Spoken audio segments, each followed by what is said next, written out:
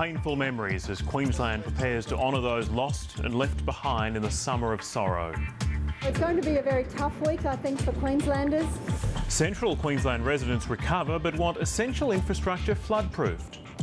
That's a serious issue at the moment that's been neglected by both the federal government and the federal opposition.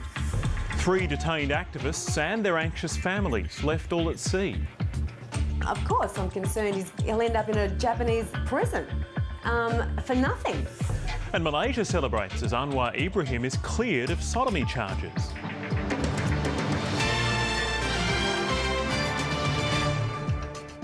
Good evening, David Curnow with ABC News from our new Queensland headquarters at Southbank in Brisbane. We'll have more on that later. But first, South East Queensland communities are getting ready to mark the first anniversary of some of the state's deadliest floods. Fast but optimistic about the future. Jessica Van Vonderen, ABC News. And reporter Kathy McLeish joins us now from Toowoomba.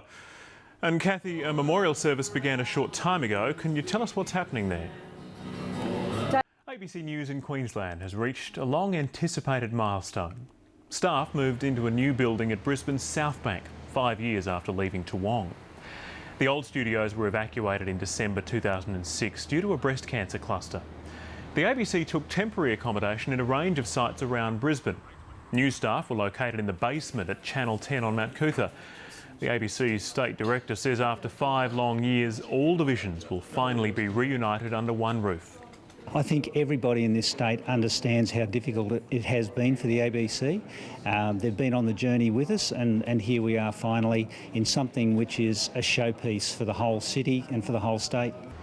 Some ABC departments and the Queensland Symphony Orchestra are yet to move into Southbank while building work continues.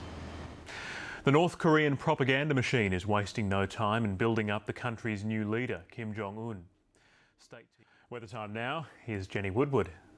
Thanks, David. Good evening, everyone. Well, we were all feeling the heat in the southeast today with around 30 degrees or a little bit more. Well, let's look at the rainfall. And since 9 a.m, just a very few light falls reported, a few millimetres around the Gulf and also around the Sunshine Coast. But overnight, there were scattered falls from the northwest to the southeast. In the tropics, Routh River had 30 millimetres. In the central west, the upper Claude River had 12, while closer to the southern border, Rosehill Avery had 21. To the satellite, and just patchy cloud over Queensland at first, but showers and storms along the trough line down to the New South Wales coast. And there's plenty of activity over Western Australia too.